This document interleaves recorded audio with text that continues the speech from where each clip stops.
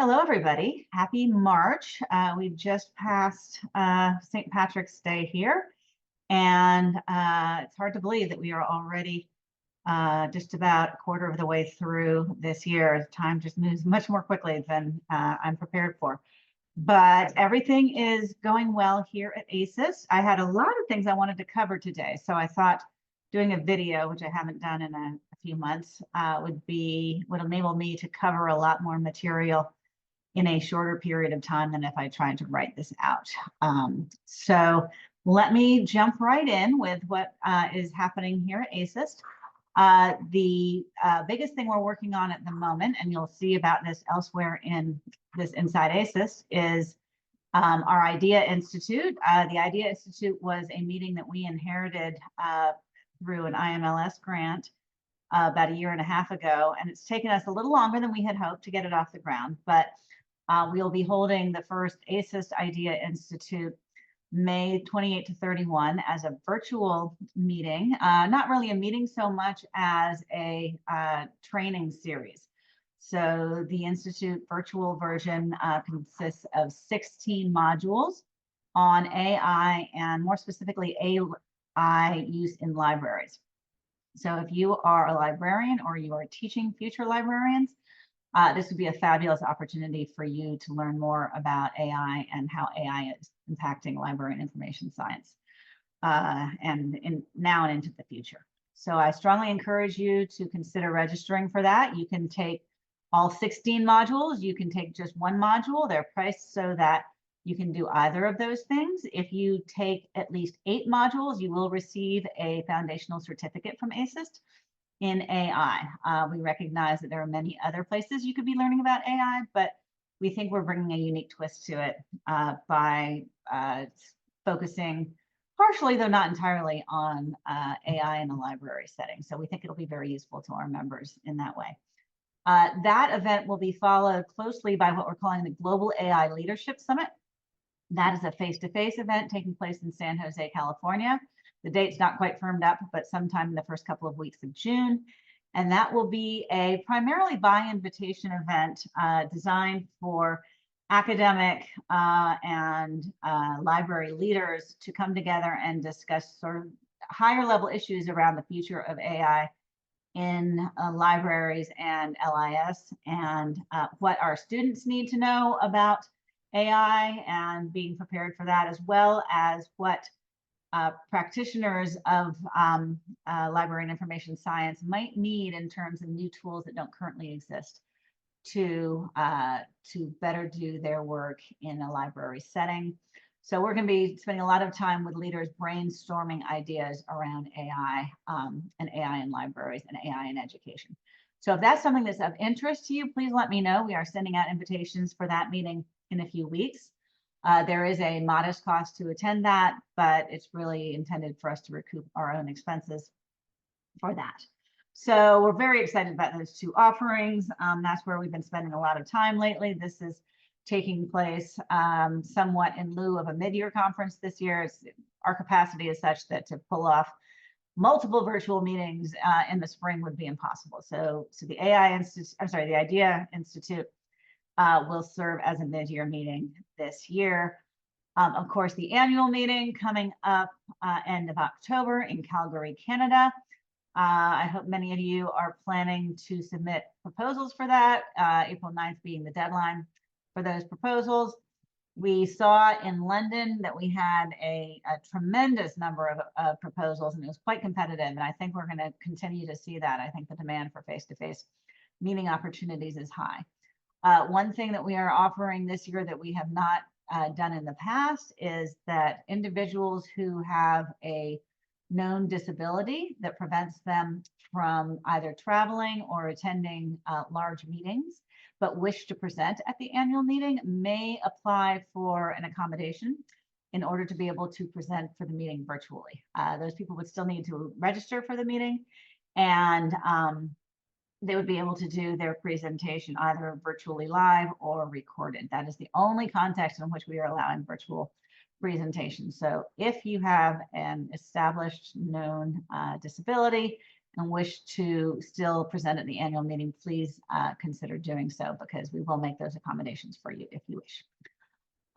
In other news, the ASIS board will be coming together at the end of April in Dublin to discuss strategic planning going forward. Our current strategic plan actually doesn't expire until 2025, but we want to start that planning process in October or thereabouts of 24.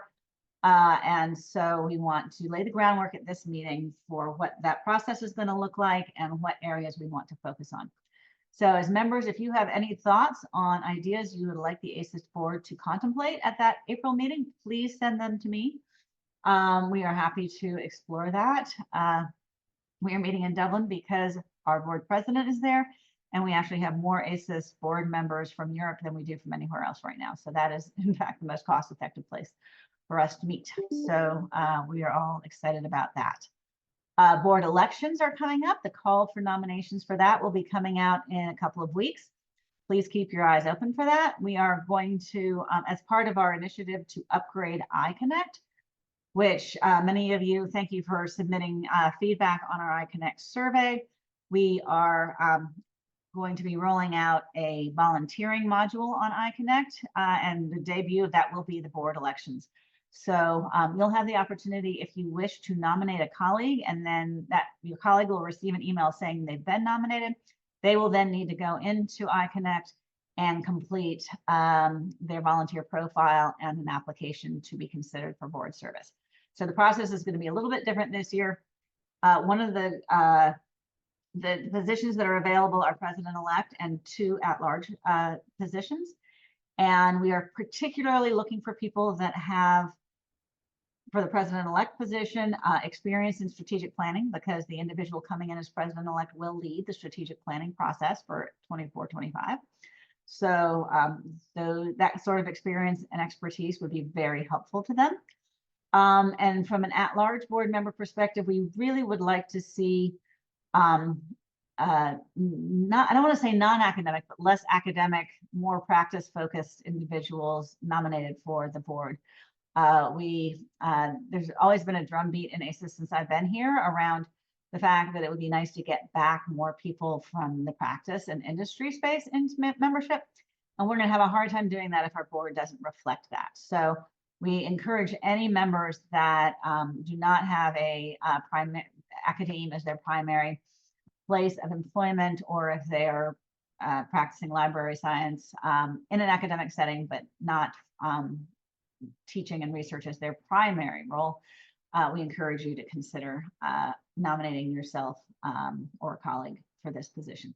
The nominations committee will also be inviting people to apply based on what we know about the criteria that we need for the board. So please be on the lookout for that. Again, in about it'll be about 3 weeks before the call comes out, and then another 3 weeks after that before nominations must be submitted. Our call for volunteers will also go out in April.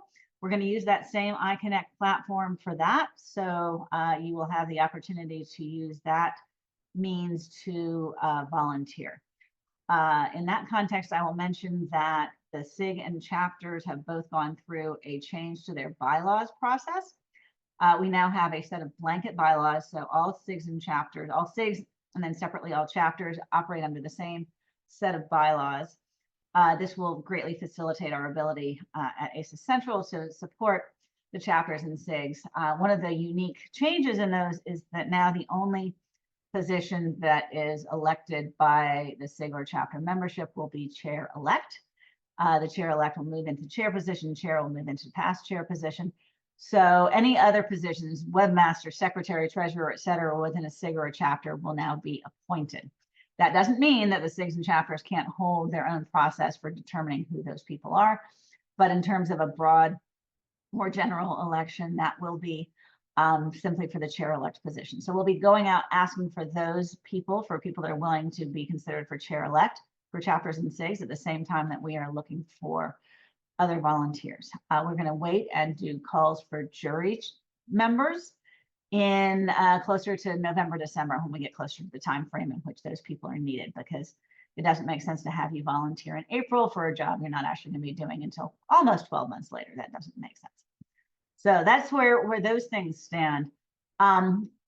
So as you can see, we have a lot going on. Again, if you have any thoughts or feedback that you want to share with me or with the staff, I encourage you to do so.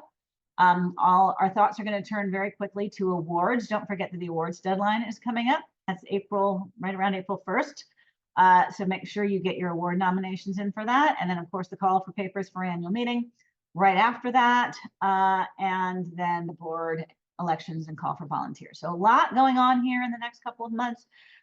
We sort of enjoy the calm before the storm in January and February, and then things really start ramping up March, April, May. So I appreciate you listening to me, and I wish you all the best for a beautiful spring or fall, depending on what part of the world you are in. And don't hesitate again to reach out if you have any thoughts or input or comments. Many thanks. Bye-bye.